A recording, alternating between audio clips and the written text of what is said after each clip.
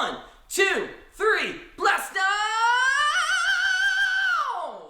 Colin Tabor having a blast on the traveling couch.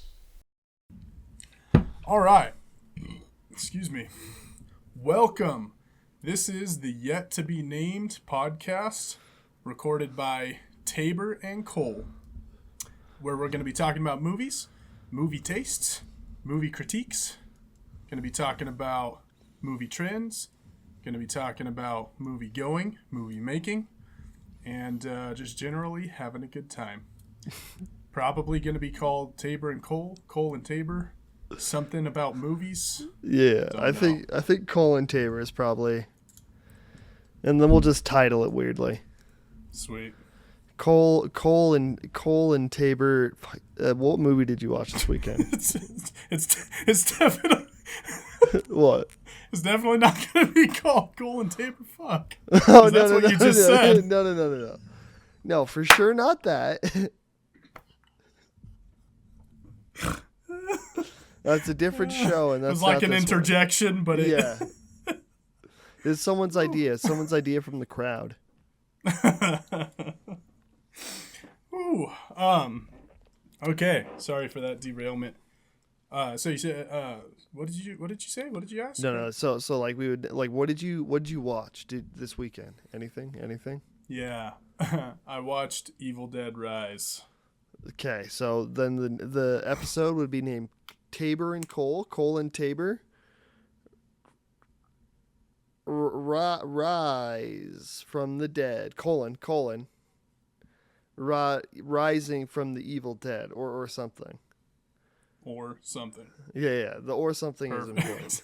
Or maybe it's Perfect. just called Cole and Tabor or something. Cole and Tabor or something. Yeah. I don't half mind that. But yeah, dude, Evil Dead was. Did you watch it? Yeah, I did. I watched a couple of things, but that was one of them. Okay. I'm gonna be that guy. I hate that movie. I hated it. Loved it. I detested the whole experience. I'm hearing all but praise come from your lips. Yeah. Well, here's the thing. There is a market and audience for those movies. Mm-hmm. Somehow, there is a fan base for it. It exists. I fully recognize I am not in the target audience. Are you sure? I do not vibe with that kind of stuff. And it's not that I don't like horror. And it's not that I don't like intense stuff or actiony stuff or stuff that might involve violence. Like those things can exist within content that I really, really, really enjoy. Okay. And even certain amounts of them that require you to like question your own comfort, like even that experience has value to me if well done. And this was none of those things to me. This was just purely gross to the point that certainly this is what this was. I've seen The Evil Dead. I've never seen 2, 3, Ash versus the Evil Dead, nothing else in the franchise. Okay. And I didn't like The Evil Dead. And so this was me making an attempt to, I'm like, this is a very like modern looking, like looked fairly well budgeted. Like, yeah, this is a good new entry, it would seem. And this is me making sure I'm giving the franchise an actual chance, instead of writing it off because of Sam Raimi's first attempt or whatever. And I found that just for sure this franchise is not for me. That doesn't mean there weren't things that I liked about it, because there were things that I liked about it, and we can talk about those. But that's my overall takeaway. Okay. Yeah. I've seen not all of them, but I've seen at least all but one movie, because I've seen one, the first one, 2, and then I've also seen the remake, the first one, or no, the only. They remade them, huh? I didn't even know that. They did like a remake, semi-soft reboot, thing in like 2013, I think. Okay. Yeah, directed by the guy who directed Don't Breathe. Oh, interesting. And Okay. the girl who kicked the spider's web, which is a sequel to the girl who has the dragon tattoo, but it's not like Okay. a direct Anyways, Okay. so I've seen all those, and I've seen like 3 episodes of Ash vs. the Evil Dead, so I'm an expert as far. But no, I think at the end of it, like I had a lot of fun because of all the blood and the gore and the fun. Yeah. But I don't know. I'm not sure how much I actually like. The question is, would I ever watch it again? 'Cause that's mostly how I view movies. Like, Gotcha. busy life, never time for anything. Would I Right. ever watch this again? And I might once. Okay. Yeah. I get you. Yeah. And Yeah. I think a lot of it just came down to. Well, were you scared at all during it?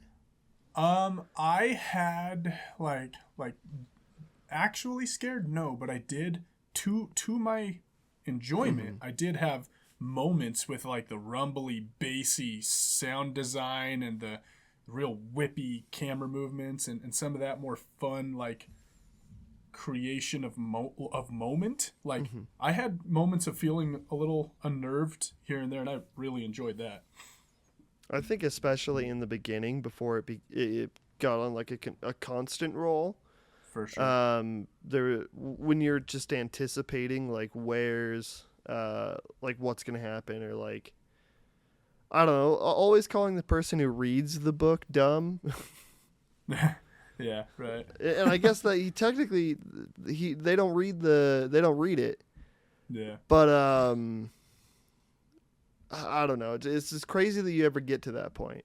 Right. Yeah. Yep. But yeah, like, and I don't know. I guess like I liked a lot of the gore stuff.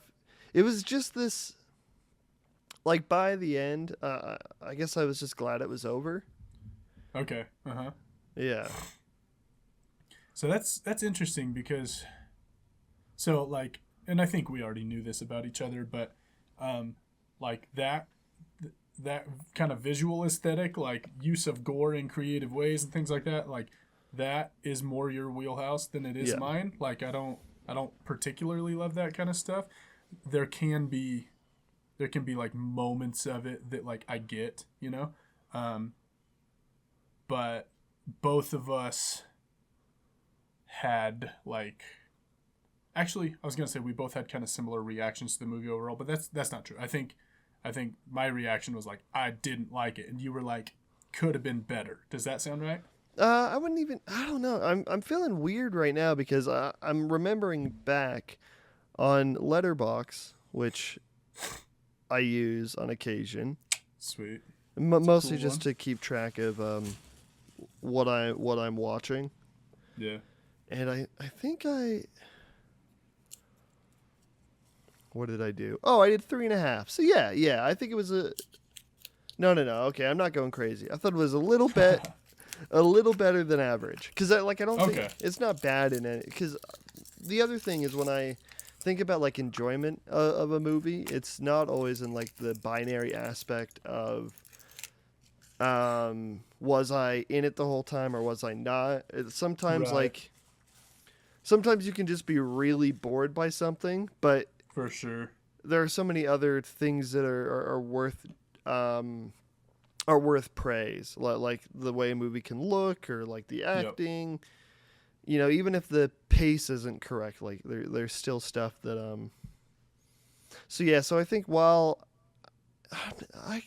I'm not even saying it's a slow movie, I'm just saying I think I lost interest. Okay. Yeah, at some point. Yeah. I think I would definitely say like that some of those things you just named like are actual strengths of this movie, including Yeah. like I mean just like how things looked, and that has everything to do with, or that incorporates everything from the actual cinematography to the way the makeup was done to the way the people acted, and there's a lot of good looks in it, and Yeah. really a lot of good sound too. Yes. A lot of great sound design, a lot of like you said, good gore. I mean, I don't know if they can even see out of those eyeballs, and I mean maybe that's a little too much, but I thought it was effective. The contacts. Right. So like did you think the intro was pretty? Yeah, did you think the intro was worth it?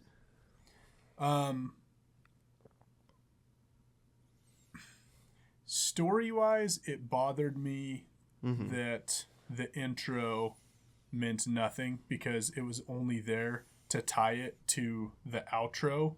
Yeah. Which was and it's not like any of those people were relevant to the story. It's At just all. like hook with this crazy event that happens, and then one day later or earlier, seems like it's Before. going to show you. Yeah, seems like it's going to show you how that came to be.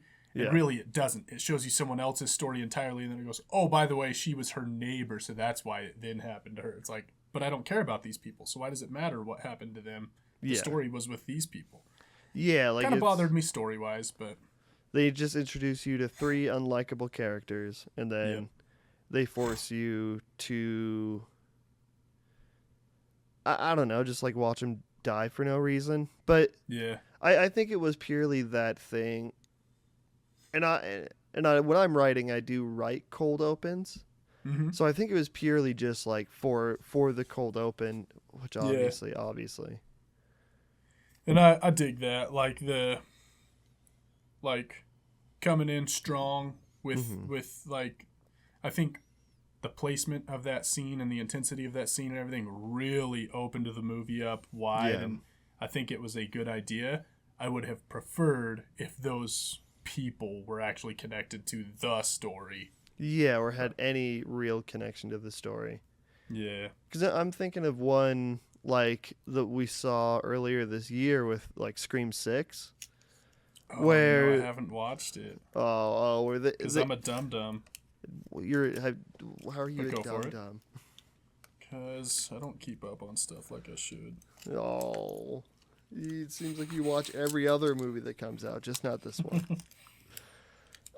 Scream 6, like the opening, is it Scream 5? No, Scream 6, its opening is very, it starts out, and like the main characters you meet in the first like 10 minutes don't really matter, but it's still like it's not completely separate.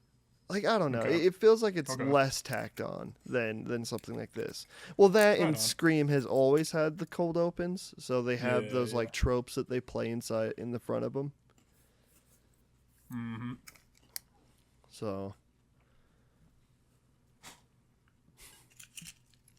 Sorry, I'm probably making a ton of noise over here. you're good. Okay, I'm gonna stop letting my snacks distract me. But yeah, I think you and I definitely see that opening the same way. Fun, good way to open a movie. Should have been relevant Yeah, to the plot. yeah. But I mean, everything else. I mean, just like that building is really cool. Like Yeah. all of the interiors are very cool. I like the aesthetic of the mom's place, and really Yeah. the aesthetic of the entire movie was very like all across the board Yeah. fun. Yeah, for sure. And I like the idea of bottling them by they're on the top floor and there's an earthquake, and so they can't get down. That's kind of a fun way to Yeah. stick people in one location. Yeah, and it's very too like it has like a kind of like dark, silly kind of vibe when they walk out and like just the stairs are collapsed. And I didn't realize this, but now I'm realizing it's like a joke. The fact that the only reason the doors never closed was the key was in the way. Yeah, that was funny. Yeah, That was a good moment. Sorry.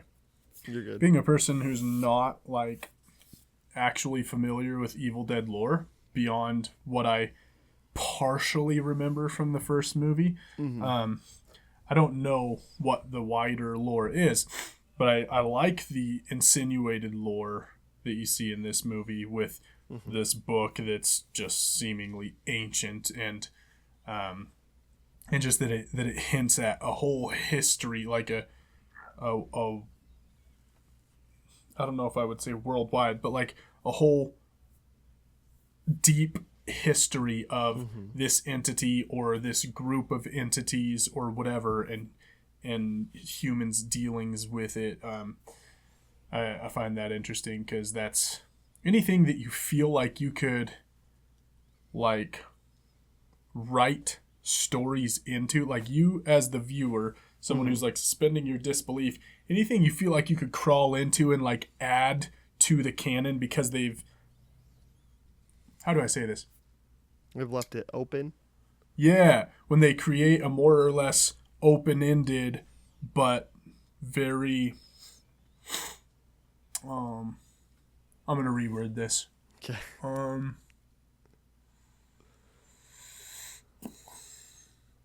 Yeah, when they've given you a believable, large, encompassing history or lore, and it's like something that you could imagine writing entries into. Like I like stuff like that. They don't define everything, but they do define, something about the parameters, and that just makes it real fun. Yeah, like you can build a lot of the lore of the church that kind of fell. That found the book. I guess if they found it, they found the book and then started worshiping it, and then like took over. Like it seemed like a large group of people. Yeah. I mean, all that stuff is very interesting, and they only sprinkle it in there enough so that it like, and then they also do the thing where they kind of connect it to the other movies, even if it's a little after the fact. Because it basically states that now there are 3 books, and it's not just like the Necronomicon, and then that's it. So that was kind of interesting. Maybe that was in the TV show. Maybe past the first 3 episodes. Yeah. Yeah, that is a cool thing. So my roommate was filling me in on some of that after the movie. And I do like that notion that it's like, oh, there are these 3 books we need to be aware of. Yeah. And getting to see some more of that. That's cool. Yeah. And it was also interesting that it was so different from the first every other movie, I guess, other than Ash versus, or the one where he goes back in time. Is that 2? No, it's 3. 3. Okay. Yeah, whatever. Oh, dude, I can't not. Army of the Damned. No. I feel like I'll get killed. People who actually know. That's the one I haven't seen. But anyways. Okay. I mean, they're all the other ones are based in cabins in the middle of the woods. Yeah. Where I think that trope may have somewhat originated. Maybe. Oh, I guess maybe Friday the 13th came out before that. True. Yeah. But they definitely made something of that trope with Evil Dead. Mm-hmm. And now this new movie, it was cool that it traveled away from that familiar space. Yeah. Because it's so much more interesting as it is, than if they were, than if you were to be like, well, I wish they would have just fell back into the same tropes again. Right. Yeah. Right. Yep. So this is like meta content, I guess, but my roommate was telling me that. Sorry, meta to the movie, not to what we're doing, but my roommate was telling me that on the vinyl recording, the guy that was like, it's called The Book of the Dead for a reason, we should burn it, or whatever, was Bruce Campbell, and that it was not like just a cameo for no purpose. The director considers that Congregationist to be a time-displaced Ash from another reality. Oh. So that was kind of a fun thing. That's cool. Yeah. Is that like on MovieFacts or IMDbLore.com? Probably Yeah. something like that. I'm not sure where he got it, but That's cool. If that's true, that's sick. right. Little sprinkles. Yeah. What'd you think of all the characters? Because when I first walked in, I didn't think that they'd be able to kill any of the kids. Yeah. And then every time they killed a kid, I was like, because my first theory was they started populating the room with like the two neighbors from across the hall and the two kids from across the hall. And then I was like, okay, so they're going to kill all of those people slowly. And then that's how they'll get away with not killing any of the daughters. And any of the kids. Yeah. So, and then when they all just got taken out, like all the neighbors got taken out at like the exact same time, very brutally, very hard. Like it was just so gruesome. Yeah. And then the other daughter, I think the middle child started Bridget. to Bridget. Yeah. She started to, was that when she started to like bleed out of her face? Around that same time. Yeah, because the mom was already out in the hallway, and so I think she had been killing those guys. Yeah. Yeah. Or actually, that might have been when the small, I don't remember any of the characters' names. The smaller daughter. The whatever her name 9-year-old. Yeah. she went out, that's when she was talking to her mother through the door, and then Bridget starts to bleed. Yeah. What was the other child's name? Dan. Okay. Yeah. And then the mom, dude, how do I not know any of their names? I swear I watched this movie. The mom's name was it Ellie or something like that? Yeah, it was Ellie or Elle. And then the mom's name was Annabeth or Beth. Oh, okay. Yeah. That's right. Still don't know the little girl's name. Little girl doesn't matter. Doesn't matter because she survived. Yeah, exactly. But yeah, I didn't think they'd kill any of the kids. Also, I guess spoiler alert. Yeah, huge spoilers behind. I'll remember to put in text so this is spoiler at some point. Yeah, I was shocked with like, because you would think in a story like this with so many child characters, you would think that like the big shocking thing they would do would be to kill one of the kids, and like even like what you were saying, if that was just one of the neighbor kids or something. But it's like they're just like boom, boom, boom, boom, don't care. This inciting incident was because of this kid. What the kid seems to be the most like the focus of what's going on, which was Bridget. Like she seemed to be the actual focus of those characters. Doesn't matter, she's gone. Neighbor kids, don't even think twice. I think I for some reason, even though I've seen a good amount of them, I was somehow tricked myself into believing I was going into a much less nihilistic movie. And then it was a shocking, because I was like, oh yeah, they're all it's the same nihilism. I mean, it's fun. I'm more excited, I guess, to be shocked by killing everyone that you care about in the movie. Yeah. I don't know, but then again, I also hate that because you grow to like these characters so much, and you're like, I don't know. Yeah, I think they definitely like wanted to shock us with that. So if that was the takeaway, then maybe they hit their target. Have you ever watched a movie for maybe like the third time, right? And you've seen this movie and you know what happens, and something's about to happen because you know what happens. You know how the movie actually works. Right. But then you're watching the character that you love, that you don't want to see anything bad happen to. You're just like, just don't make that one choice that starts the whole movie.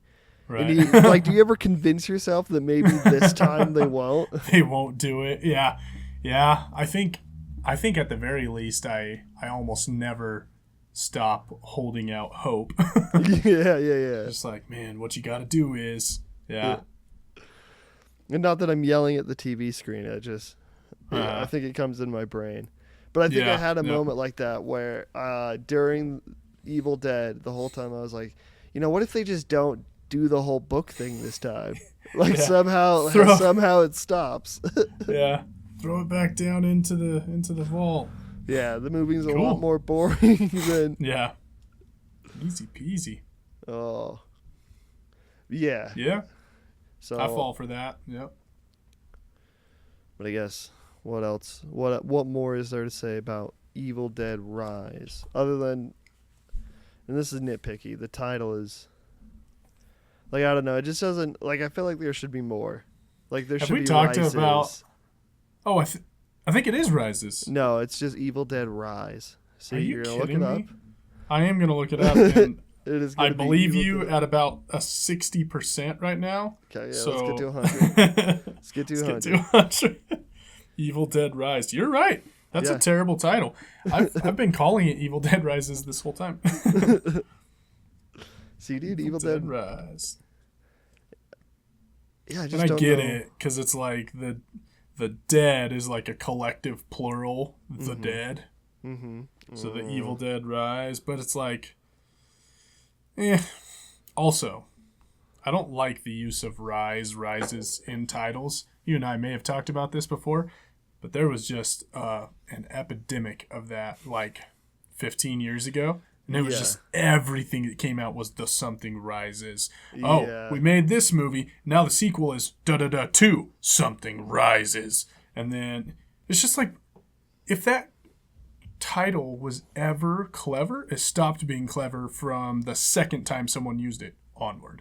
Yeah. So 45 different movies with something rises. It's not interesting anymore for anything to rise. We understand that something's coming onto the scene. Like, Yeah. that's what movies do, is they show you something new, something. It's like the comes about. tagline, the revolution or something. Yeah. It just like those ones that we've all seen a couple times too many. It's like you could call it anything else after that, one or two. Yeah. You could call it anything. For real. But then people get too weird with it. And now we have Joker 2 Fleur de Lou or something. Yeah, like no one's ever going to be able to pronounce that title. Yeah. Let me try. It's, I don't know that this is actually how you say it in French, but it's something like folie à deux. And I don't know if folie is like folie or just folie, but no one's going to bother saying that. It's folie à deux. Like, Yeah. and then it just sounds stupid because it sounds like other actual words in English. Like Everyone's just gonna call it Fullado. Joker. Joker. I mean, they're all just going to call it Joker 2, and that's going to be the end of it. Yeah. Folie à deux. Fully ado. It's just a bad idea. So yeah, I mean, not that I don't get paid money to name movies yet. So I mean, they can do them, right? Yeah. Every time You know, I want to name a movie, I want to go the route of way too long. Uh-huh. I do the opposite, bro. I default to one-word titles. I'm like, Yeah. what's one word that kind of captures this? Yeah. I just get way too like wacky with it at first. Like the one I've sent you is just one word title. Oh yeah. But then everything after that, I've thought like, well, we should all just make movies that have titles like Birdman or The Unexpected Virtue of Ignorance or Right. or Birds of Prey or The Extraordinary. The Extraordinary Shit? No. The Birds of Prey movie with Harley Quinn. Anyways. Yeah, it's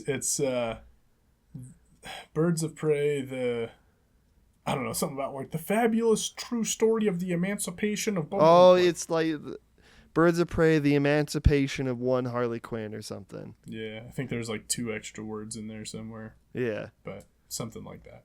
But like those, or the original, maybe it's probably not the original, but Doctor Strangelove, or How I Learned to Stop Worrying and Grew the Love of the Bomb. That's not the title, but it's something like that. And it's the Kubrick movie.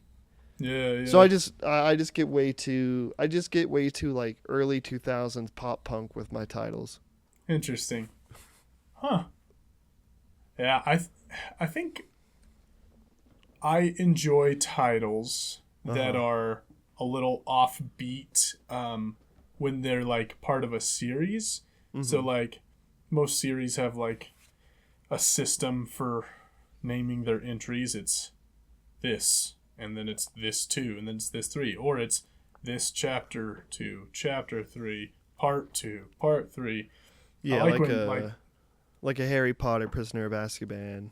Exactly, yeah. So it's like title, subtitle, systems. They're great. But I also love when something just, like an entry is just weird, doesn't abide by a system. So you have like First Blood and Rambo, First Blood Part 2. Like the franchise title is in the subtitle. Yeah.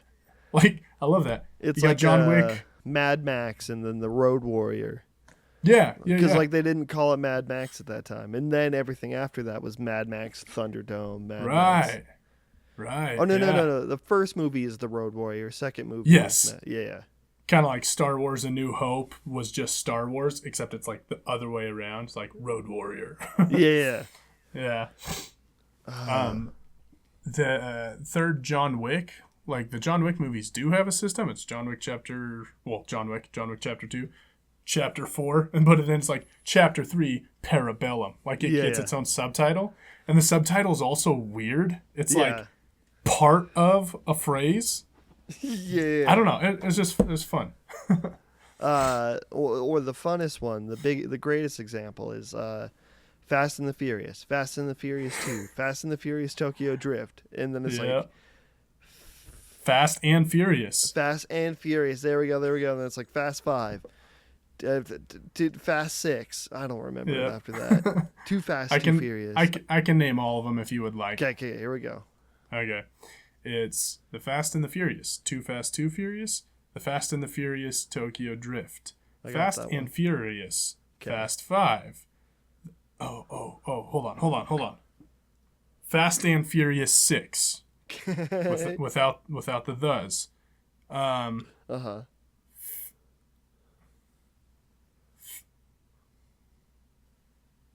Furious 7. Yes. I think.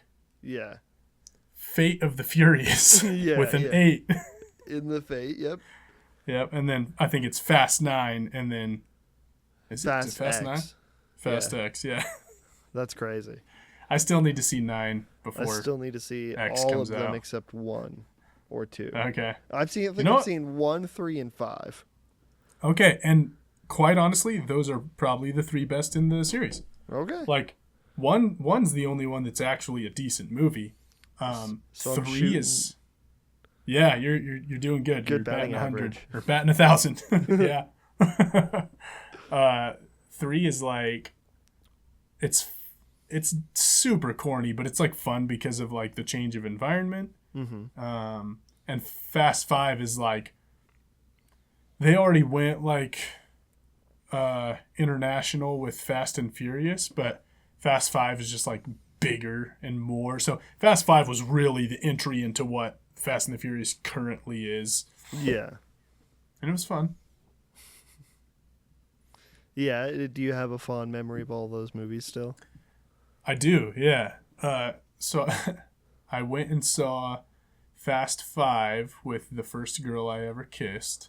Cute. The Fast and the Furious, the first one, I just really liked that one when I was a kid, and I think it was like one of the few DVDs I owned as a teenager. Fast and the Furious is like the Matrix in my head, because it just lives in one scene. Okay. So until I rewatched The Matrix was only ever the one scene where the little slug creature goes into Keanu Reeves' belly button. Nice. That was the only thing I knew about that movie. The freakiest part. Yeah. And with so Fast and Furious, I think this is the first movie. It's similar concept, but where they put the mice underneath the bucket on Paul Walker's stomach. That is the only... Oh, that's the second one? Yeah, it's actually on... it's on the stomach of... The guy who plays a dirty cop in everything. He was in The Dark Knight. No, he was in Batman Begins, I and don't know. he played a dirty cop in Too Fast, Too Furious as well. Damn, I can't dude. remember the actor's name. He's in Sons of Anarchy. He's one of Which the guy in Sons guys. of Anarchy? The guy who, like, over time, and I know, like, over time, all their beards and hair grow, but he's, like, the kind of shorter guy, slightly heavier set, whose, like, beard and hair really go. I Not can't remember his Opie? name. Not Opie. Shorter. Is it the guy? It's like he has like a continuous gray beard all the time. Probably. And yeah, I think I know who you're talking about because he might. I think he's in the Patriot or in Patriot, the Amazon Prime Sure. show. I don't know that one. Anyways, that guy gets a fucking rat that chews through his stomach, Yeah, it's gnarly. and that's Yeah. the only thing that lives in my mind. Well, not legitimately, but yeah. Yeah.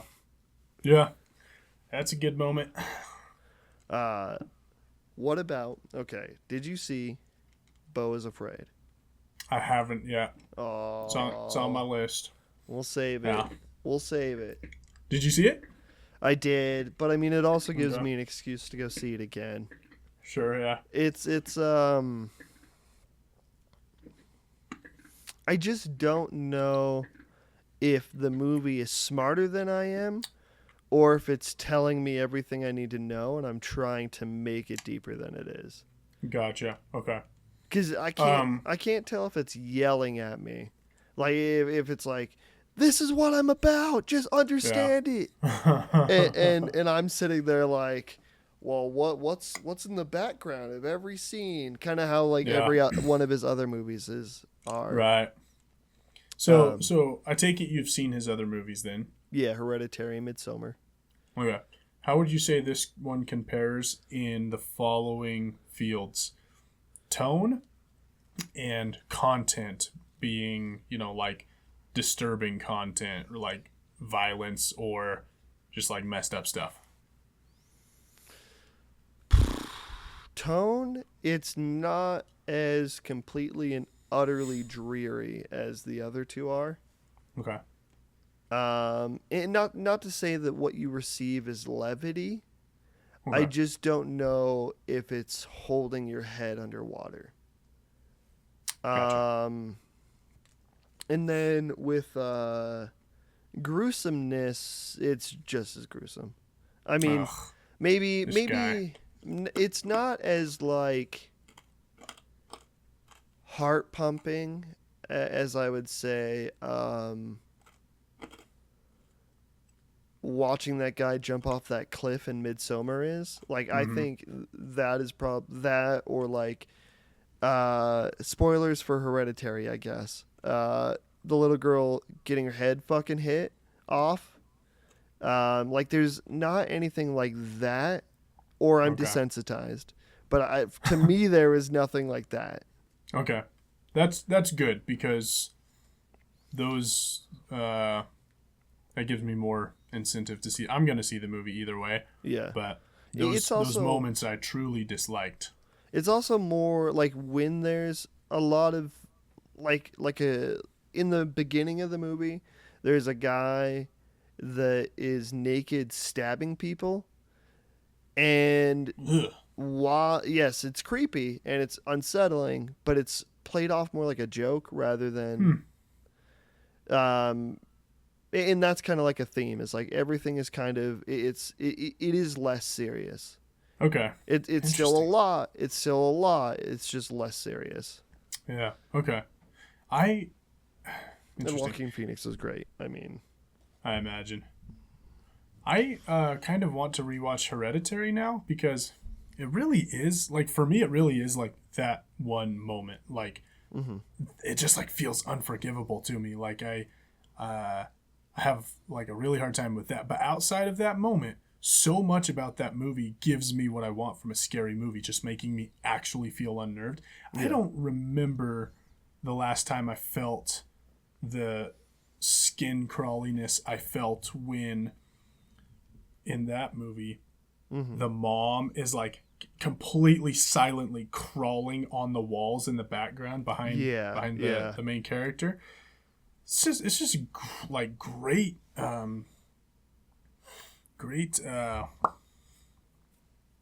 not atmosphere, but you know what I mean, like great. Yeah. I'm sure there's a word for it. Just really well constructed. I was gonna say moments. ambiance, but I think that's just the word atmosphere again. Sure, yeah. But yeah. It sound like a real movie asshole. Mise en scène. What's mise en scène? I don't think I could explain it. Okay. Not I to don't an even think idiot I- like me. Yeah, no, I don't think I know what it is. It's just one of those words that get thrown around. And now this is really taking our credit. This is really bogging down our credit right now. Okay, so let's. No, I don't know why. Let's talk know why about we- movies.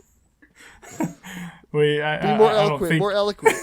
I don't think we need this derailment, but I'm gonna go there. Uh-huh. Just speaking of like jargon, like terms and stuff that Yeah. people use. There are two that people use when they're like on set doing something, Uh-huh. and I don't like either of them. So when people say on the day, when they're talking about like when we're actually shooting, this is what we'll do, but that might be 5 minutes from now. But they go, yeah, that'll be right there on the day, or this will live here like until, or just this will happen on the day, and they've just gotten used to saying on the day to refer to when we hit record, and it's so like. I kind of hate it when things are used for things other than what they actually mean. And so I kind of hate jargon in general, like industry terms and things like that. The goofier they are, like the less sensible they are, the worse. And that's one of those ones I hate. It's like on the day, I'm just like, why don't you just say Right now, today. yeah, like this will be how it is when we like in the scene or something like that. That's Something what that you say literally now. makes sense. You say that now, but you get into it. I bet you say on the day. That's one. I think you flip. That's one I'll never pick up. There are other terms I've given way to, but that one I'll never embrace that one. So another one is an actual word that actually means something, and I think it's named after someone. It's like kind of like Foley, like that kind of thing. And it's moire, but everyone says more.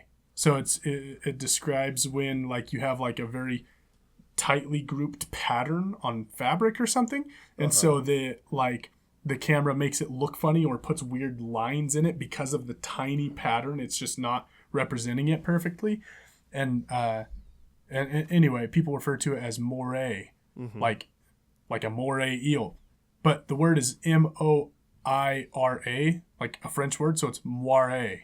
Like people are perfectly fine saying soiree, but they won't say moire. They say more, and it's only because literally everyone says that, but it's like stupid, dead wrong. Yeah, I hate it. I hate hearing it. It's just butcheredized. Yeah. Dude, I don't Anyway. know any of these terms. I just know the terms people use when they're making stuff. I know the terms people use when they want to sound like smart people. I don't know enough of those. I should learn more because Have you ever to really be talked taken about seriously. thematic values of a piece? Yeah. See, I already don't know what you're talking about. Yeah, I don't know what themes are. But yeah, dude, Beau is Afraid. I'd recommend it.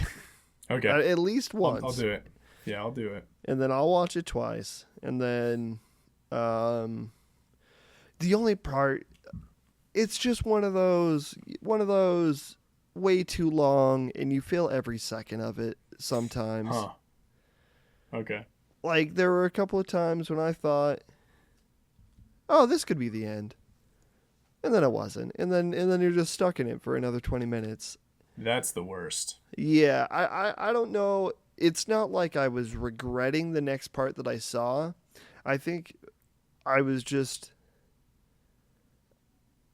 constantly like hoping, like not like I want it to end, but it was just so like, okay, it's gonna end right here, and then it didn't.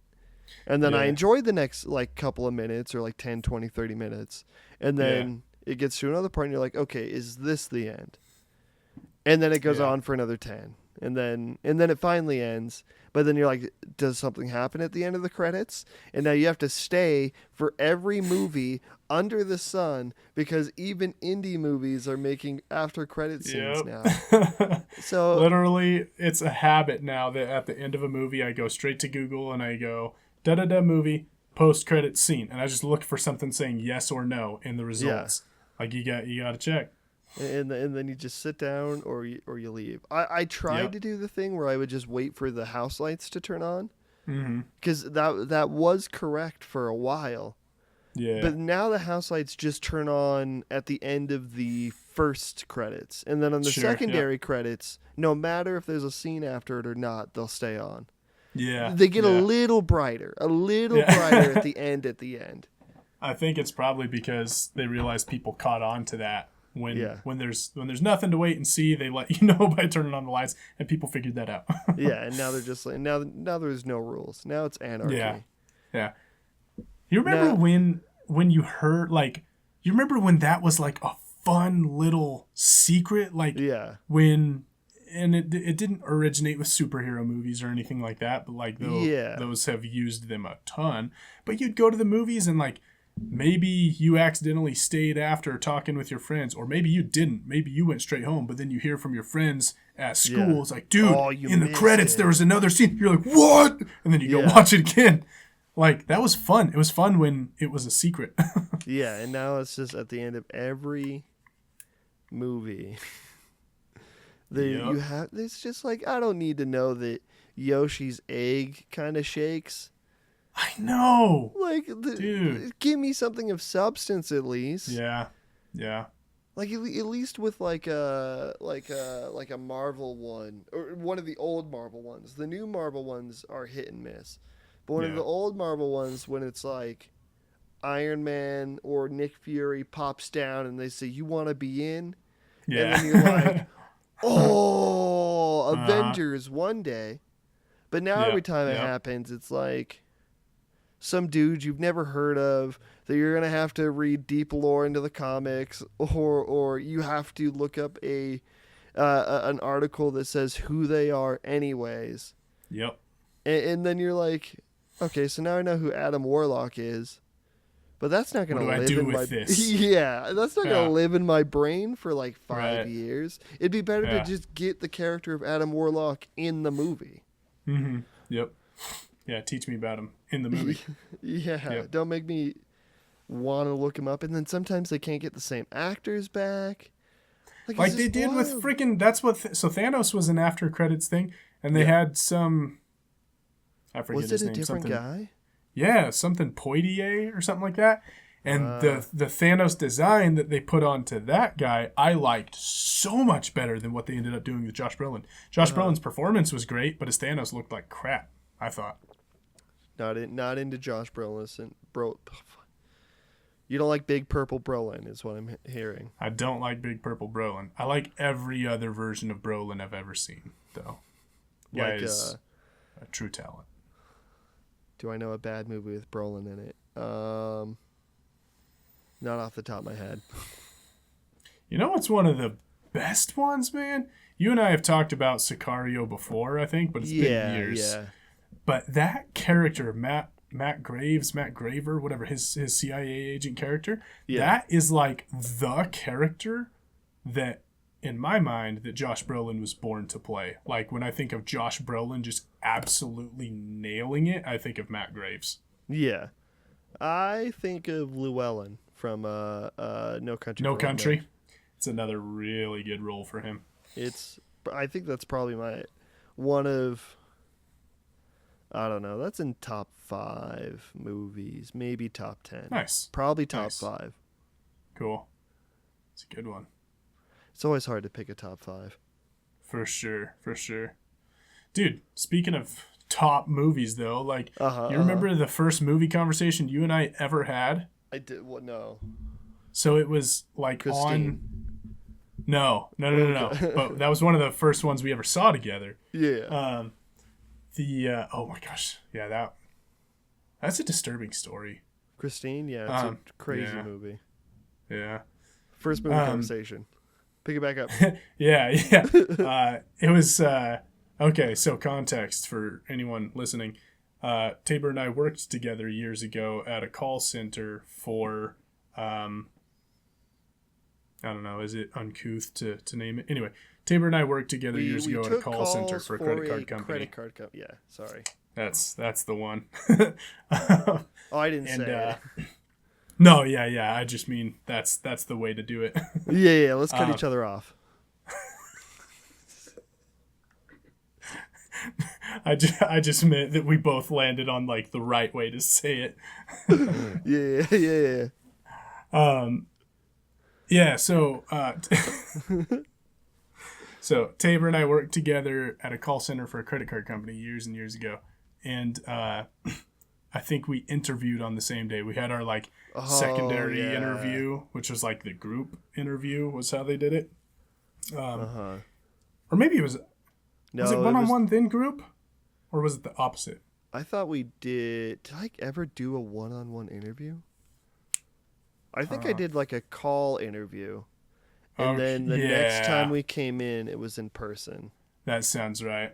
Okay, and then that was the group's stuff. Right. So we did a group interview together for this job. We were in the same group, and on the way out of the building, in their lobby, the DVD menu for the movie The Fountain was playing. No, it was they were watching. They were doing like a Spotify playlist. Oh, is that what it was? Yeah, it was a Spotify playlist or something, and for whatever reason, it was like the main song from The Fountain, the Darren Aronofsky movie. Yeah. So Tabor, so we're all on our way out of the building, and Tabor talks to, let's see, who was it? So I think it was maybe the person who did our interview or something. Someone was walking us all out of the building, and we see that on the monitor, the music from The Fountain, and Tabor turns to the person who interviewed us. He's like, "Have you ever seen that movie?" They're like, "No." He's like, the music from that movie is fantastic." And I turned around and I was like, "You've seen that movie?" Because no one's seen The Fountain. And I was like, "That's literally my favorite movie ever." That was the first conversation we ever had about any movie. Then we ended up working on the same team within the company and got to talk a lot about movies. 3 months later. Yeah, that's right. Yep. It's because we both worked at different parts of the 2 different cities. I worked in a different one, and he worked at the other one. Yep. Yeah, different sites, and then I moved locations. Yeah, and then we worked there for quite some time. Were we on the same team for a year? I think so. Like when you got there, I must not have been. I probably wasn't there for longer than 3 months, and then we moved, shifts, to where we were working in the morning. And then we got on the same team. Yeah, it's good stuff. Those were good times, man. Good times. History. Yeah. And then we got out on a couple of short film projects together. We got together for some table reads, and we had a number of coworkers or really friends from that job who were all really interested in pursuing film and interested in watching films. Yeah, that was great. Good stuff to get together over. Yeah, I always had fun. Yeah, me too. Yeah, it was just so. It was a good time to have a lot of people in my life that wanted to do similar things. And I kind of lost that at my next job, and then lost it again, but I don't know. I'm picking it back up. Cool. Not that I stopped watching movies. I just stopped being able to pursue. Yeah. I get you. But I don't know. And then but I still write. Yeah. But yeah, it was crazy. For one, that is also top 5. I think so. Yeah, that would be top 5. And I know a lot of people don't like Darren Aronofsky, so it's fair. I'm one of those people. Yeah, except for this one movie. Except for my favorite movie ever. And the Wrestler. Oh, you know what? Never saw that one. Got to. Okay, that's on the list. Okay. The Wrestler. I also, to be fair, I haven't seen Pi or Requiem for a Dream. So You I could don't. probably avoid Requiem. It's really Okay. good. It's a really, really, really great movie. Just really hard to watch. So Yeah. And you know my sensitivities, so yeah, I'll take your word for it.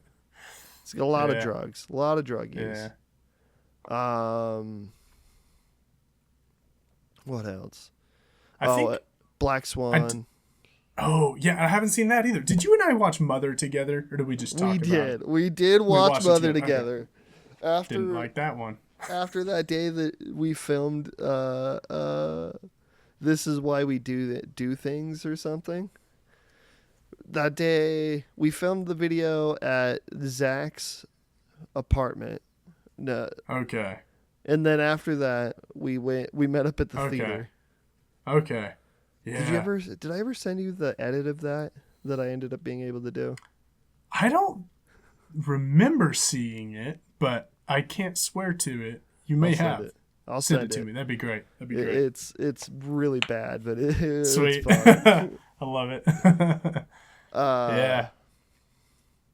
But yeah, that was a good way to start. Mhm. And now, dude, God, I need to rewatch that movie. It's been so long. I just remember every time I saw it, I got so emotional. Because Which it's one? The Fountain. Oh, It's yeah. such yeah, a okay. powerful experience. It is, bro. And here's the unfortunate thing is that most people walk away from that movie just going, "Oh, that was weird."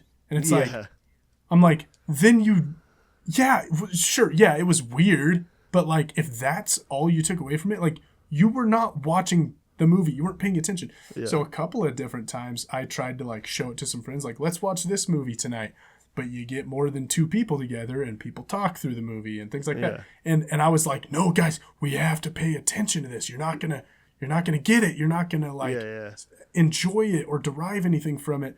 And it just never worked. So what I found out I have to do is like just lend the DVD out. Yeah. Just be like, hey, you should check this movie out. Watch it by yourself. Or like watch it with your girlfriend, but be quiet and don't make out. Pay attention. Yeah. Quiet coyote the whole time. Yeah. And that has like returned some good results. Like I've had a couple friends like bring it back and be like, dude, that was pretty deep. And like one of my friends was like, he and his brother watched it together. And he comes back and he's like, I had to watch that one a couple times. The bad boy was several layers deep. I was like, I'm so glad you appreciate it. It's like a 7-layer bean burrito from Taco Bell. Yep. That's funny. I think I've only shown that movie to a couple of people, but I don't know. Darren Aronofsky's hard because everyone calls his stuff he's very uppity, like whiffing, inhaling his own juices. Yeah. And he doesn't have my friend said he doesn't have like a subtle bone in his body. So like everything he does is very loud, very bombastic. Yeah. And I mean I think it's just very true. The fact that I don't know if I can think of like a quiet moment inside of The Fountain or really any of his movies.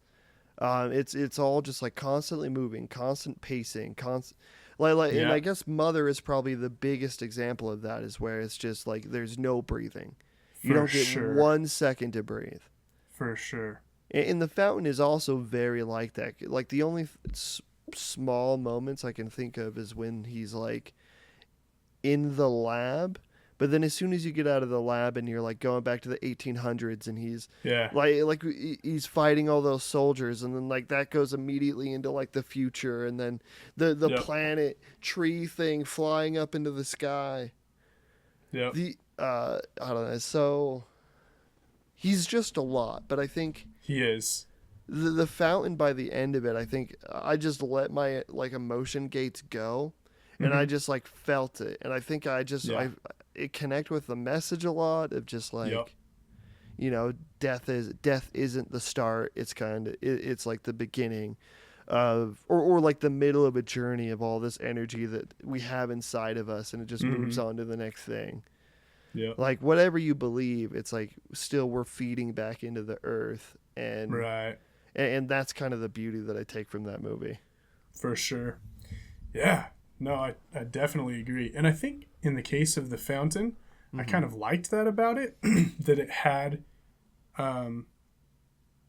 it kind of tricks you with small moments. Like there are moments that feel like the quiet small moments in the movie, but like you're saying, if you objectively observe them, it's like, oh, we're only there for like 4 seconds before something happens, and while we're there, the music is going, and like there are no truly small quiet moments, but there's an illusion of it. Like you kind of feel like it at parts anyway. Yeah. And I think that does a couple of things. It like aids with the feeling of like the ticking clock that's what Dr. What's his name? Tommy Creo, Dr. Creo. That's what his character is experiencing the whole time, is a ticking clock. Yeah. Because all I can think about is death and his wife's death. Yeah. Yeah. It totally feeds into that feeling, but also the quiet small moments are how quiet small moments often are in real life, where they're just crushing enough or just depressing enough. They happen when he's overloaded or whatever. And so it's like, even though you're only there for a few seconds, you feel like the weight of like a quiet moment, like not a peaceful quiet moment, but one of those quiet moments where it's just like you're saddled with something. Yeah. You get those along with him. So it works really well. One of the things, the craziest lines from that movie, that kind of leans into like because it's also not very subtle while being very loud and very fast paced. It's also not subtle. So when in the movie, Hugh Jackman, who is great, one of the first things I think I saw where he wasn't Wolverine, but when he yells, "I will cure death," it's so dumb, but it's so powerful the way that he says it. But still so dumb. When he's talking about how death is a disease like any other disease, and I'm going to cure death. And there's a cure. Yeah. I'm going to find it. Yeah. Yeah. It's crazy. Like literally walking away from his wife's funeral in that moment. He has this like, it's like, I can't do this kind of moment. Walks away from his wife's funeral. Yeah, because he can't deal with it. Yeah. Yeah. So it's like you're saying, it's powerful despite the dialogue. Yeah, despite how bombastic it is. And I think that's what Beau is afraid to bring it back is kind of doing, where it is really, really loud about what it's saying. Okay. And I guess I'm used to the ones where it's like Midsummer, where a lot of that is like I guess it's always there, and it is like it's not subtle, but it's just not constantly reminding you information that you already know. Yeah. Like the movie knows. I think Beau is afraid, kind of knows it's going to lose you at some point, so it'll remind you on things. Okay, interesting. And that's why I'm just not sure if it's yelling at me. I'm still figuring that out in my head. Yeah. Don't you love that when you're kind of stuck with a movie for a few days, where it's like sometimes the result of that has been like I leave the movie feeling more or less unaffected. Like I'm like, I don't know that I like that movie at all. I didn't hate it, but it felt bland. But for some reason, it sticks with you, and it keeps infiltrating your thoughts. And then as you think more about it, you're like, I think I liked it. You know what? I think I liked how it made me feel by the end, where I was just like, I don't know what to do with this. That's been my experience more often than not when something sticks with me. It's either that, which I felt with like The Lighthouse, where that movie is just like, I get it now, but I think when I first watched it, it was just completely like, have you seen it? Just anarchy. Yeah. Yeah, just anarchy, just like very confusing. Like, what am I supposed to take from it? And then eventually it all just kind of melded together. And I also watched a bunch of things with interpretation, so I kind of it helped me get there. I mean, I always liked that movie because there's so much else going for it. Yeah. But yeah, those initial like couple like hours after it is just like burying myself in like just what was actually happening. What did any of that actually mean? And then you laugh at the fart joke again because it was funny. But then a movie that did the exact opposite, because I thought about it for too long, and we've talked about it, but Knock at the Cabin. Oh, yeah. As soon as, like, I was in it for the entire movie. I was flying, baby. I was like, is God real? I don't know. Oh, he is real. Sick. And then, like, I was in that you But then they said that one line where he says, and they were the four horsemen of the apocalypse. And then you start thinking about it way too long. You're like, so the four horsemen are war, death, pestilence, famine. Oh yeah, famine. Yeah, conquest and war are probably the same one, depending on what you're. I think conquest might be famine. So like there's like this weird thing where one of them is interpreted two different ways depending on the translation. And I think it might be famine. Can be like that too. Oh yeah, that's the one. It's pestilence / conquest. Like they don't quite know what to do with that one. Oh, okay. Anyway. Yeah. There's a lot of death. I'll give them that. Almost no war. Not going to give them that. Yeah. There is kind of a disease. There is a disease. They get disease. I'll give them disease. Mm-hmm. But then I'm not going to give them famine because there's no hunger. And then you start. Then I was like, okay, so maybe it's not the plagues. It's not the plagues that they're interpreting. It's the characteristics of each of the people. And then you learn like the only one that works for is Rupert Grint. He can be war. Yeah. Or maybe death, but he is definitely war. Quick to anger, very violent. But then what are the other people? It was weird because and I guess I think it's going off a different interpretation of things, but I searched for so long trying to figure it out. But go on. Yeah. This isn't fresh in my mind, but I remember thinking about this and talking about it the night after I watched it.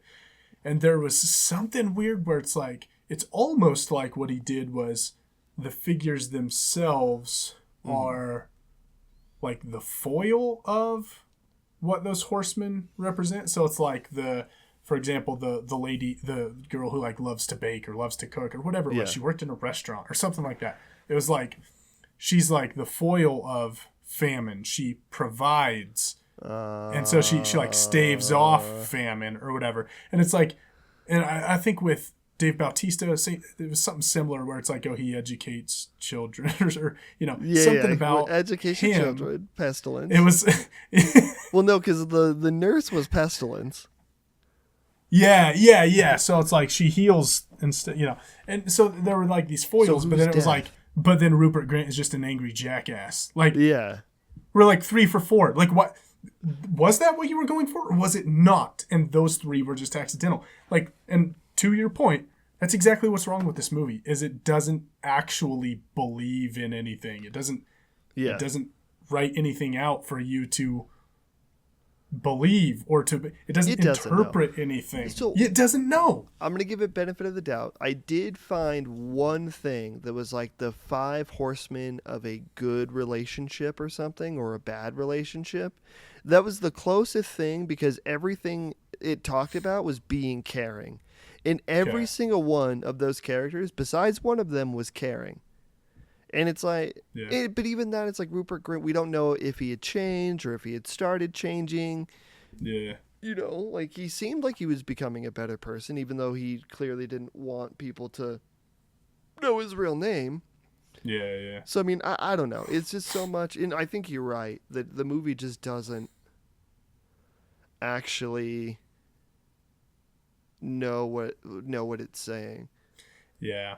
It really 'Cause seemed like it just grabbed motifs that we're all kind of familiar with, because even people who didn't grow up Christian have seen enough of this kind of stuff in movies and Yeah. pop culture. So like grabs a bunch of motifs we're all kind of familiar with, sticks them in a random set of circumstances, randomizes what they do within those circumstances, randomizes what each of these motifs actually represents. It was like just chaotic. It was silly.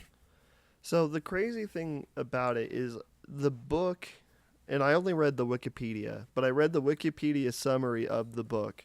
Mm-hmm.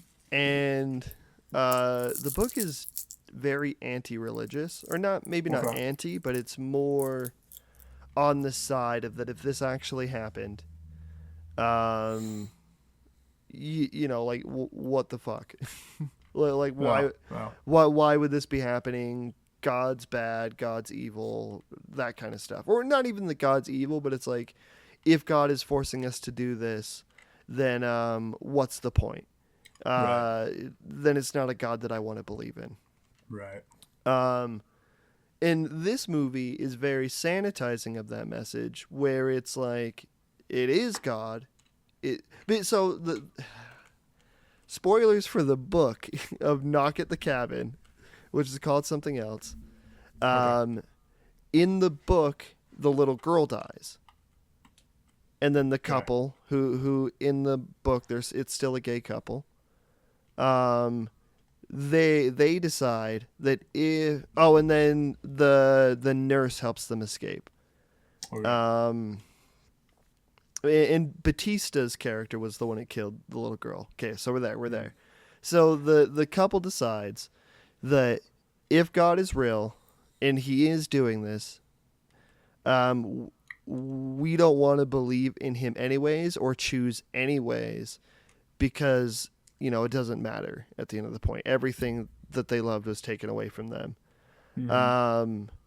So they move on, and then they just never make the decision. And then it doesn't really say whether the world ends or not, right?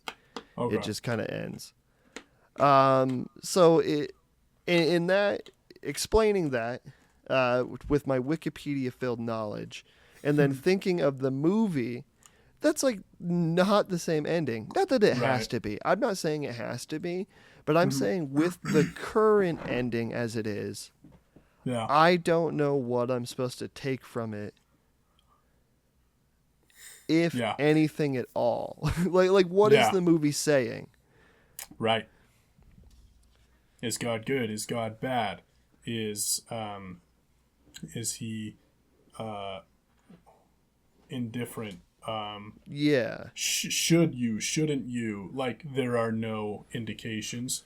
Yeah. And it's not even like it's because you could draw from it whatever lesson you choose. It's not even that. It's like literally there's nothing to pick from. Yeah. Yeah, well, I think the only thing the movie tells you is that the movie thinks God is good. But none of the... Cause I don't even know if I got that from it. So the only reason I say that is because it ends on a positive note. So that's what I'm basing that off of, is that it's like they're singing to that song and they're sad, but at least they're alive, and the husband gave his life willingly. It's like all of that. It's kind of, and like it's treated like both like a depressing but also a beautiful moment. So all of that kind of, and the speech he gives towards the end of his life is also very like in the clouds. So it seems like the movie wants you to believe that this is potentially a good thing. Okay. But the only thing that happened as an audience member is that a bunch of people died, a bunch of planes fell out of the sky, and like 4 characters that you genuinely kind of like, other than Rupert Grint because you don't see him enough. Yeah. Like all of those characters are dead, and the husband's dead, who was the sweeter half. I mean, what? Like, did anything good happen?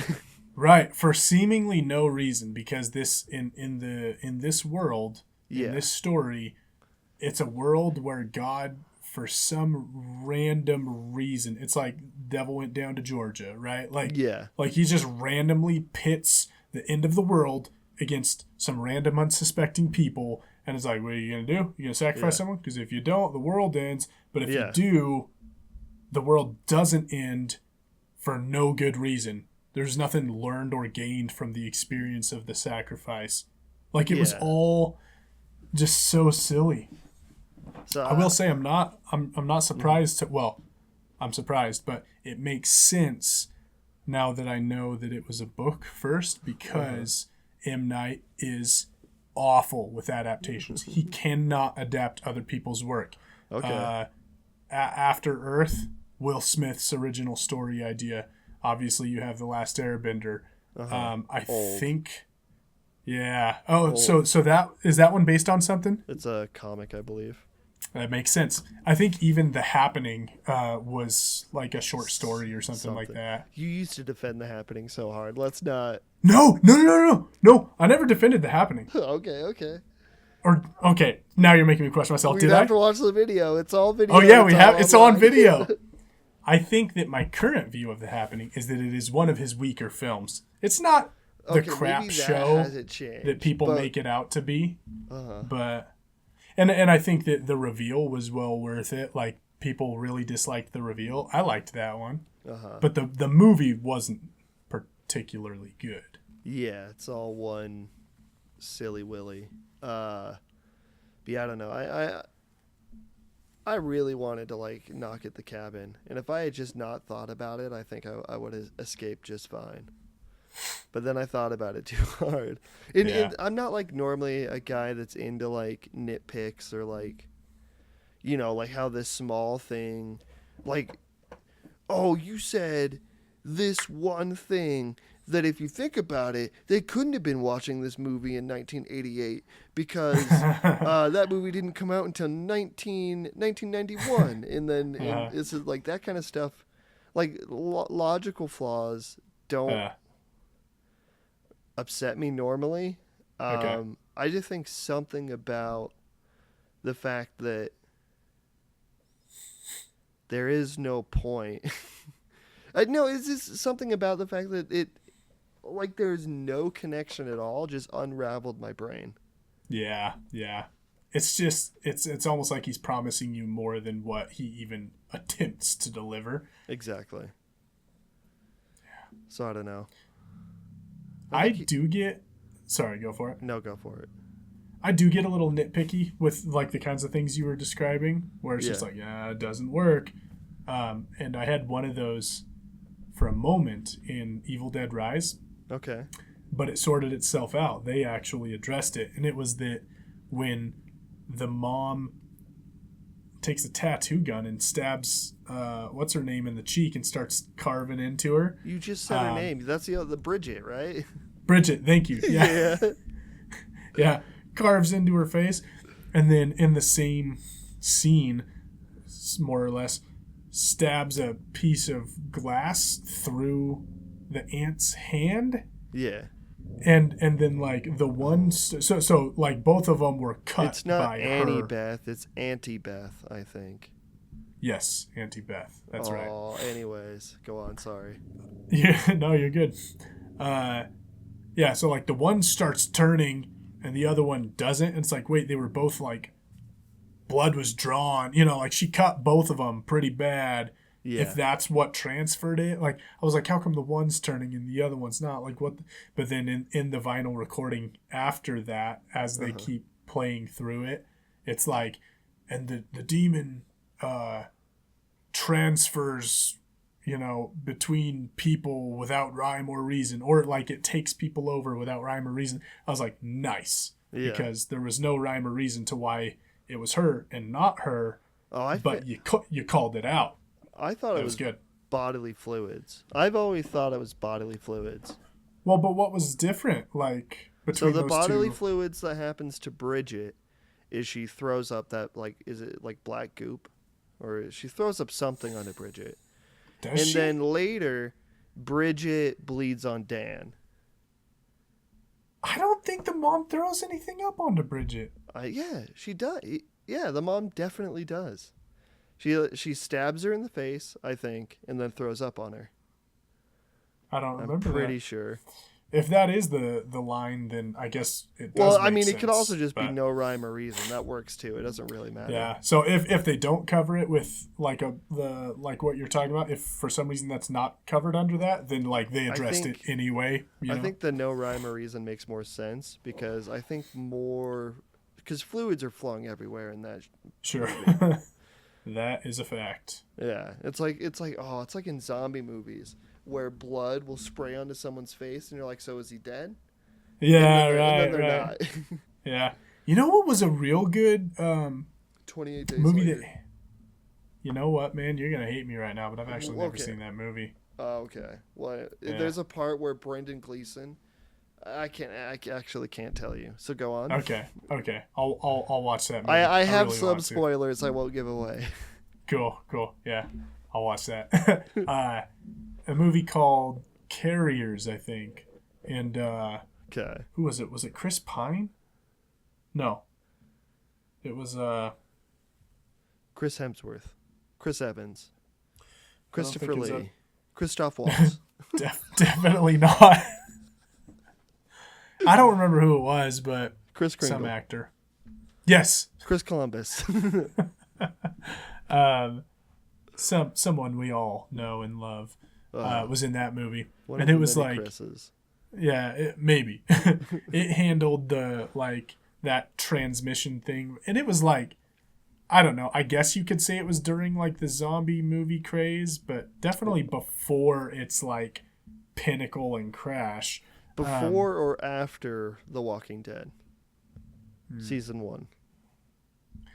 I want to say before, but I'm not certain of Okay. that. Because I feel like the zombie movie craze, you can follow the trends of like Evil Dead, World War Z, and then it's just way too much from there. And then like Yeah. maybe like a video game at the very start. Yeah. Anyways, So that movie, Carriers, does a good Carriers. job of like when you have to ask that question, like, well, are they okay now? Or it doesn't like it doesn't forget to address it, but it does intentionally leave you hanging in some spots where you're like, I think they're good. yeah. I have reason to believe they're good. Wait, they're not? No, they are. But he's not. You know, it's just like yeah. it just keeps you guessing. It's real good. I liked that one. I can't tell if I'm a fan of the trope where your favorite character is fine until they're not, you know? Yeah. Like, have you seen The Last of Us, specifically episode 5? I haven't seen any of it because I suck, man. TV. So I'm I haven't so seen bad past at 5. keeping That's up why I with said up TV until shows. 5. Okay. But like, what about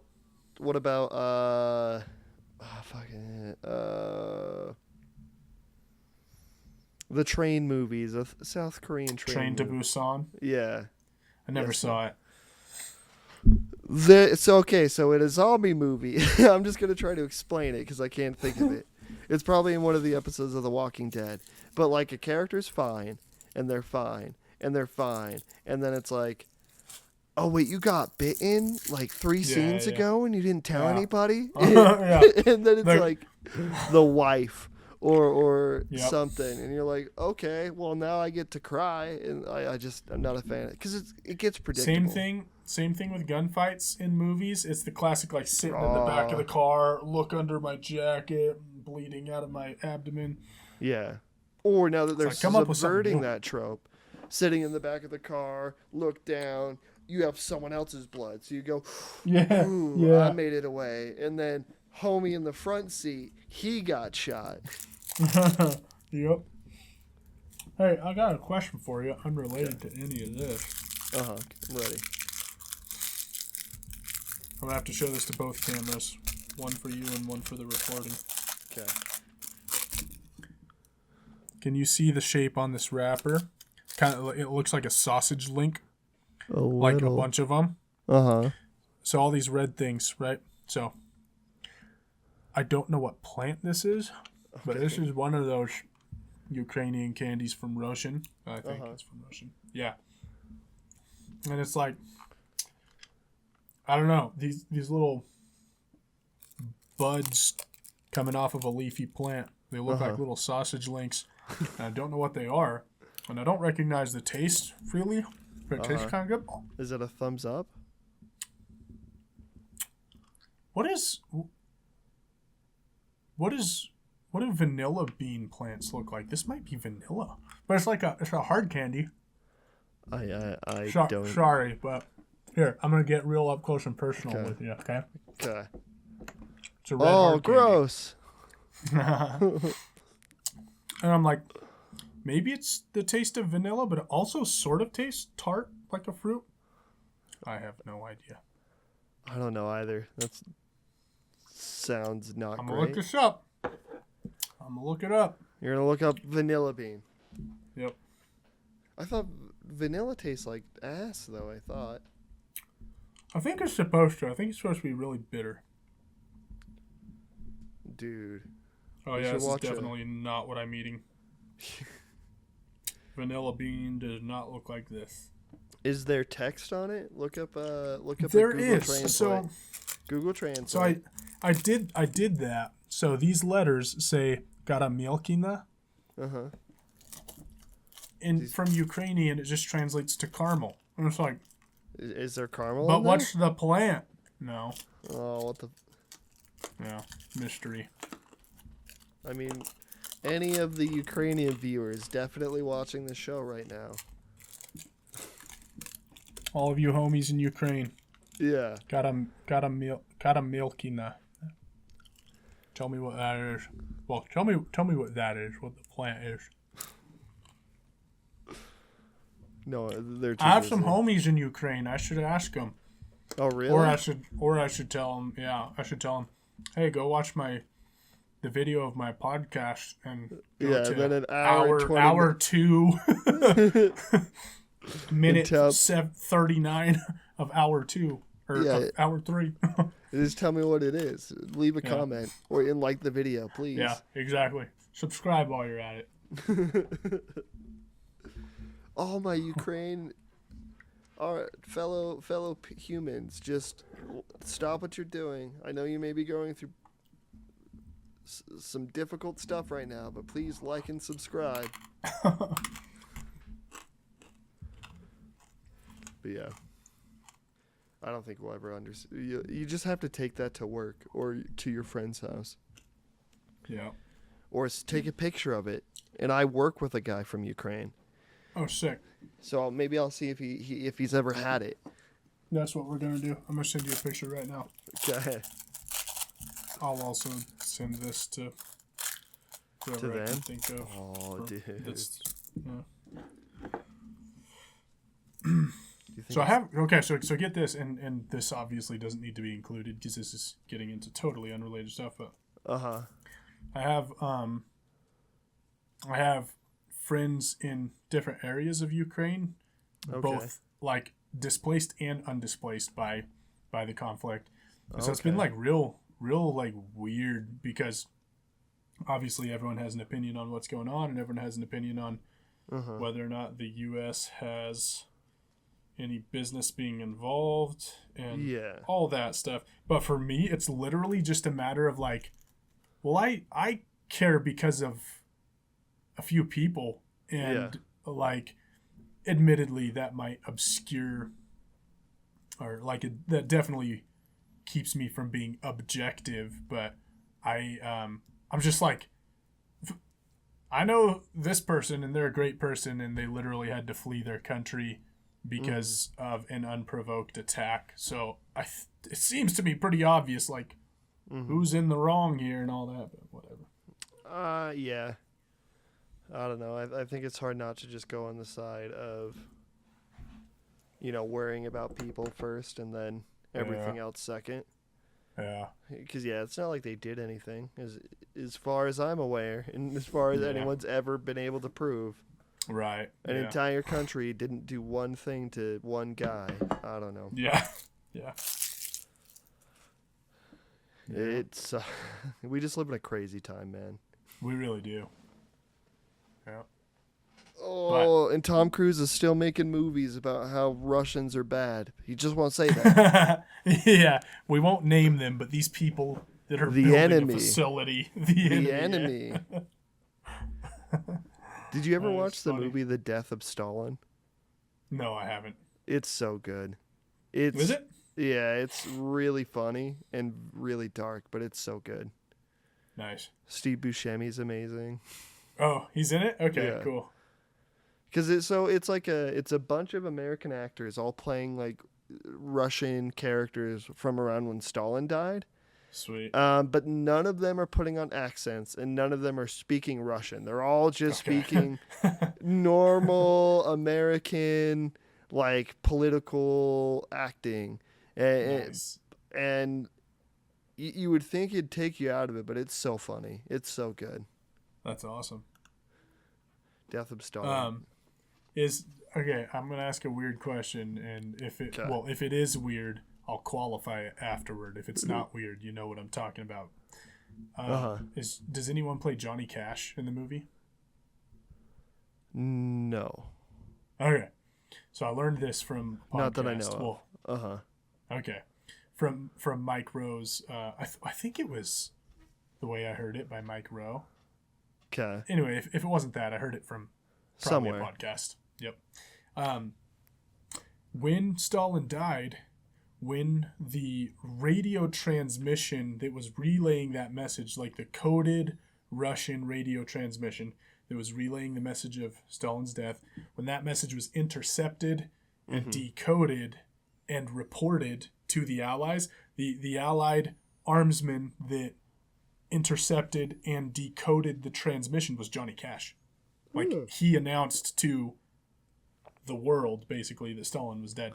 I mean, he That's sent it up the crazy. chain, but yeah, Johnny Cash. I gonna feel really dumb if I didn't notice, but no, I don't think so. Okay. But why would you not include that? That would be like the one thing Isn't to that include cool? Yeah. in a comedy movie about Stalin dying. That you would have to. Huh. Yeah. Go figure. Did you get my text with the picture? I did, yeah. Sick. I'll ask him tomorrow when I see him. Sick. I think I'm running out of things though. Okay. What about you? Yeah, I mean, everything that I had in mind that I wanted to talk about movie-wise, 90% of which was Evil Dead Rise because I just saw it. Yeah. I've been able to express. Yeah. So now you just have to watch Beau is Afraid, and next time Yep. we won't talk about it. Yeah. Because that'll be 2 weeks from now, and something else will have come out. Yeah. Hey, this obviously doesn't have to be part of the recording or whatever, but do you wanna make a plan for what to watch, or do we want to hit it again kind of at random next time? Like, what did you watch? Let's see if there's anything coming out first. Okay. Are You There, God? It's Me, Margaret, which is like a teenage coming of age story. Huh, We got okay. Sisu, which is Oh. John Wick but gold prospecting. Right, from Finland. Yeah. I really want to see that one. I don't know what Polite Society is. I think that's is that an Indian movie? I don't know. Yeah, it is. Okay. Big George Foreman, The Miraculous Story. Yeah. This movie, it's gonna be so bad. Oh, you don't want to see it? No, it looks like it's gonna be so horrible. It does. It does look corny, but I do have a soft spot in my heart for George Foreman girls. for no, that's a soft that's a clogged part of my heart. Yeah, that's a hard part of my heart. Yeah. No, for two things, which is like boxing movies. I love boxing movies, and Yes. I love professional boxing and like Yes. stories from professional boxing. So That's the thing I am excited for because I recently watched all of the Rocky movies. Not all Sweet. of them. I'm not going to say all of them. I watched Yeah, 1 yeah. through 4, and then I watched Cool. Creed 1 and 2, and then watched Creed Okay. 3. Okay, cool. All in cool. the span Yeah. of like a month. Nice. So I do like, and I've been getting into like UFC and stuff. So it's Nice. like I'm into sports movies, and I'm excited. And I'm excited Yeah. for the scene where they talk about the George Foreman grill. Like that's gonna be really cool. Yeah. I just think the trailer tells you the whole movie, man. It's just so It hard. does. It's And so it hard seems to like be they're- excited for those. Yeah, they're really leaning into the miracle side. It's almost like the people over at Sony that made Heaven is for real. It's almost like this is one of their movies. Like I think it's gonna be like. And Okay. I don't think it's actually made by them, but I think they're like, the movie seems too Jesus-y. Like it doesn't seem like a purely biographical thing. It's like seems like it's gonna be at least 30% about his faith, which is like fine, but that's not the more interesting part of his public persona, you know? I'll still watch it, but yeah, I don't know. I mean, if it is more Jesus-y, that might be a little more exciting. Okay. I don't know why it would be, but But a change up from what you were expecting. yeah, a little bit of a change up. Maybe it'll make it funnier. I think it might make it funnier. The other thing that's coming out in between now and then, which has to be the answer, is Fool's Paradise. No, that's not. Oh it. yeah. No, that comes out on the We 12th. talked That's not about in between that now one. and then. Oh, It's Guardians of the Galaxy. Oh yeah. I'm looking forward to that one, which is saying something because I Haven't don't been care into for Marvel the Guardians movies. of the Galaxy. What? Yeah, we watched no. those together. I thought we liked them. You thought wrong. Oh dang. No, so Dang. I really didn't care for the first one. Okay. The second one I thought was an improvement upon the first one. Still wasn't good, but it was better. Most people think the opposite, where they're like, the first one was awesome. Second one kind of tanked a little. I'm like, Really? I like the second one better. I like them both a lot. oh, cool. Okay. But I do like the second one more. Cool. Because the second Cool, one cool. seems to dig a little deeper. Like the first one is still very surface-y level. Yeah. Like we're Yeah. making a comic book movie still. Yeah. And then the second one seems like, and now our comic book characters actually have feelings and emotions and family past traumas that they have to navigate. Right, yeah. Because that whole movie is about, it is about working through family issues or like relationship issues. That's like every character's arc almost. Uh-huh. So that stuff's all exciting. And the new one, and I just like James Gunn. My phone really doesn't want me to like James Gunn, because I was reading every article for a while that had James Gunn name in it right when he became the co-CEO of DC. And I don't know why I didn't care. But then every time something would happen, my phone would be like, and James Gunn said this is why he'll never produce a movie with Ben Affleck again. And then it's just like, that's not a real headline, but it'll be like James Gunn talks back on fans that are saying that they didn't like that Rocket Raccoon gave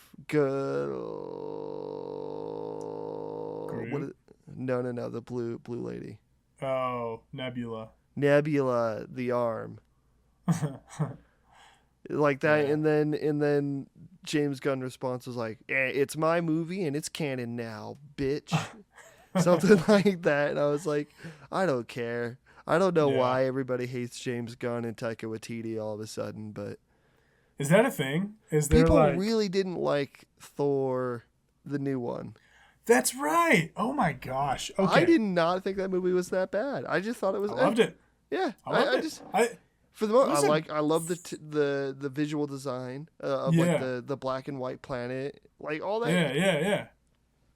It was fun. It was just a fun movie, and it can't be taken super seriously, especially if you're like looking for, like some of the characters and their struggles can be taken seriously, but like the story can't be taken seriously. Most of the characters in general can't be taken seriously. But the movie was too freaking fun to ignore. Yeah. And I have a I have a thought on people's reactions to Ragnarok and then Love and Thunder, and it is this. You don't get to completely overturn a character and be like, everything he was. Just kidding. He's this now because I'm Taika Waititi and this is hilarious and funny and we're all wacky. And everyone's just on board. Like, oh, I love Thor Ragnarok. It was so good. And it's like, was it so good or was it just funny enough? You know, because it wasn't so good. I'll stand by that. Oh, you don't like Thor Ragnarok? No, I liked it, but it was only funny. It wasn't a good movie. And I'll defend that to the death.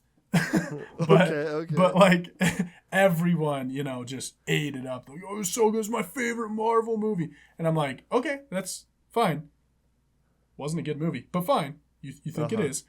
Then you get Love and Thunder, which is like where Thor Ragnarok inevitably leads. Like you don't turn Taika Waititi loose on something without getting Love and Thunder next. Yeah. Like, of course that's what happens.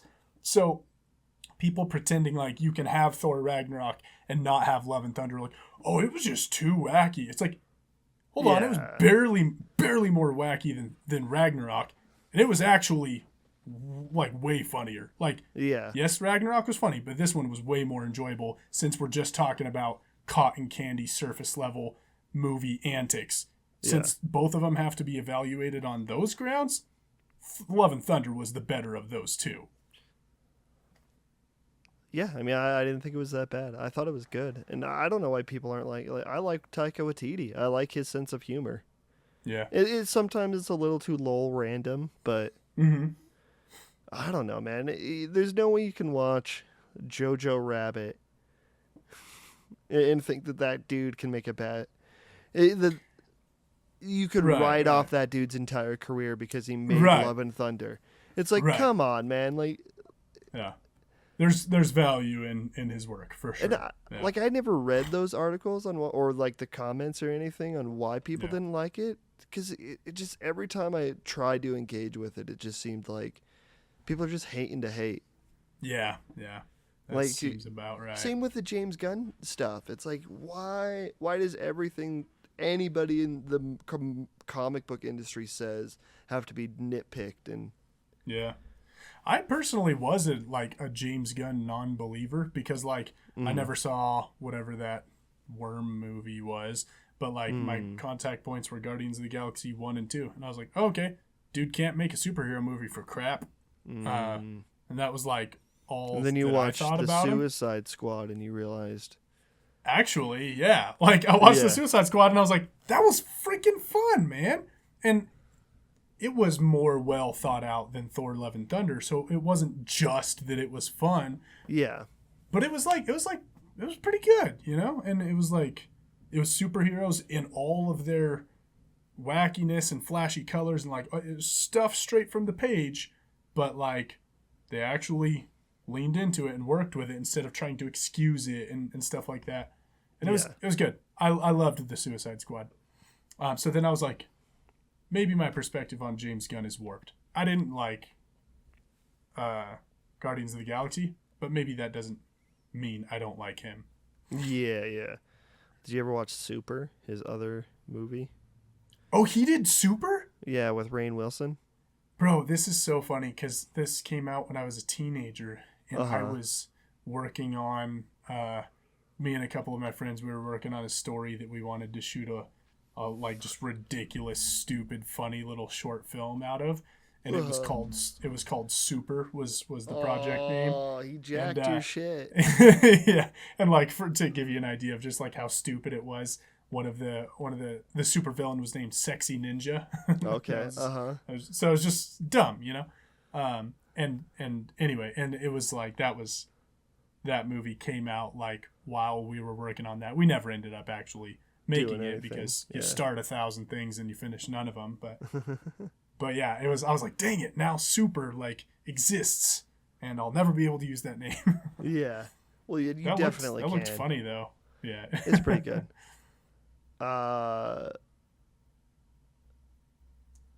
it's pretty good, but I was gonna say there's a bunch of different movies with the same title. I mean, that's another reason why writing titles that are long and complex is fun, is because you know no one's ever going to do it. Yeah, you're like, this one's mine forever. Yeah. I mean, and that's the danger of calling your movie Mama or Mother, Because there's 2 movies that are called Mother. One just has an exclamation point. Uh-huh. And people get it confused with Mama. Yeah. Like, or Good Night Mommy, and it's like, kind of like, I don't know, man. yeah. There's only so many one-name movies in the world. But there's... You could do so many where it's like... Oh, the Adventures of the I can't remember it. The Death of Dick Long. I don't know what that is. It's the. Did you watch Everything Everywhere? Yeah. So one of the Daves. Yeah. One of the Daniels, dude. I'm getting tired. Yeah, right. One of the Daniels made a different movie called the Death of Dick Long. It's about. Okay. This is a funny title. I've never seen the movie. That's great. It's on the list. It's on the list. Sweet. I'm running out of stuff. So thank you too. all people that checked into this one.